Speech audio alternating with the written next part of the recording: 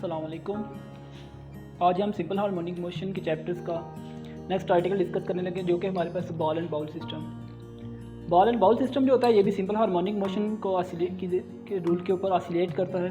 इसके कंस्ट्रक्शन के अंदर देखें तो हमारे पास एक सेमी सर्कुलर बाउल होता है जो कि ड्रा किया गया है, और इसके अंदर हमने एक बॉल को रखा होता है।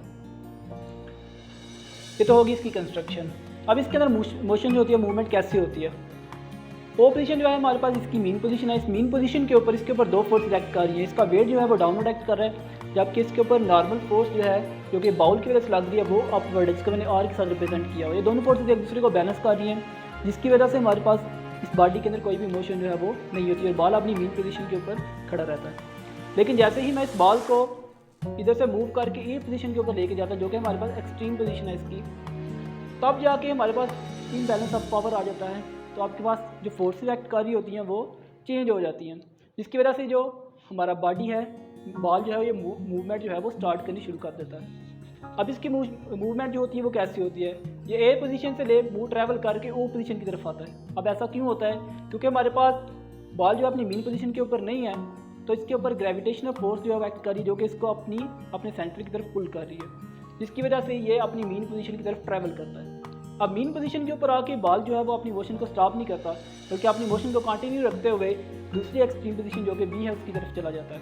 अब ऐसा क्यों हुआ, क्योंकि हमारे पास जो बॉल है उसके पास इनर्शिया है। उस इनर्शिया की वजह से बॉल जो है वो इस पोजीशन के ऊपर स्टॉप नहीं की उसने मोशन, बल्कि वो आगे की तरफ चलता गया। इनर्शिया क्या होता है, इनर्शिया एक किसी भी बॉडी की प्रॉपर्टी है। तो अगर वो रेस्ट के अंदर होगी तो इनर्शिया जो होगा वो इसकी रेस्ट पोजीशन को चेंज करने की अगर आप ट्राई करेंगे तो उसको अपोज करेगा। अगर बॉडी जो है यूनिफॉर्म मोशन के साथ ट्रैवल कर रही है तो आप उसको स्टॉप करने की कोशिश करेंगे तो उसका इनर्शिया जो होगा इसको भी अपोज करेगा। अब ये तो हमें पता चल गया इसकी मूवमेंट जो होती है वो कैसे होती है।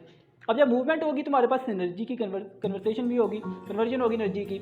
अब बॉडी जब अपनी एक्सट्रीम पोजीशन के ऊपर है तो उसके पास मैक्सिमम पोटेंशियल एनर्जी है। उसकी पोटेंशियल एनर्जी जो होती है एक्सट्रीम पोजीशन के ऊपर मैक्सिमम होती है, क्योंकि उसका डिस्प्लेसमेंट जो है वो मीन पोजीशन से मैक्सिमम है, वो अपनी हाईएस्ट पोजीशन के ऊपर है अपनी मूवमेंट के दौरान। तो उसकी जो पोटेंशियल एनर्जी होती है एक्सट्रीम पोजीशन के ऊपर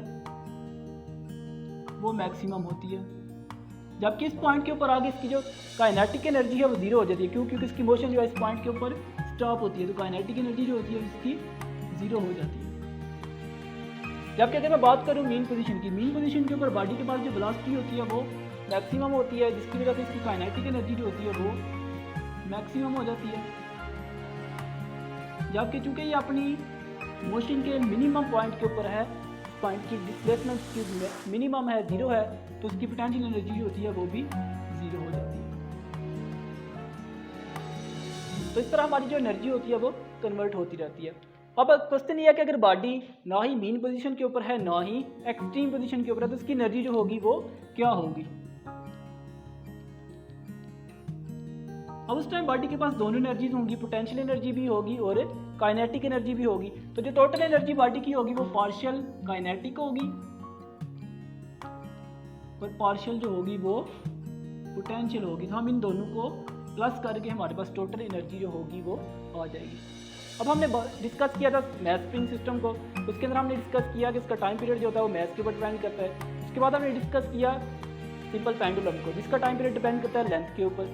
अब हमारे पास ना ही इधर मैथ है ना ही हमारे पास लेंथ है, दोनों चीज़ों के ऊपर टाइम पीरियड डिपेंड नहीं करेगा, बल्कि टाइम पीरियड जो डिपेंड करेगा वो हमारे पास रेडियस ऑफ बॉल के ऊपर करेगा और जो रेडियस ऑफ बाउल, इन दोनों चीज़ों के ऊपर डिपेंड करेगा।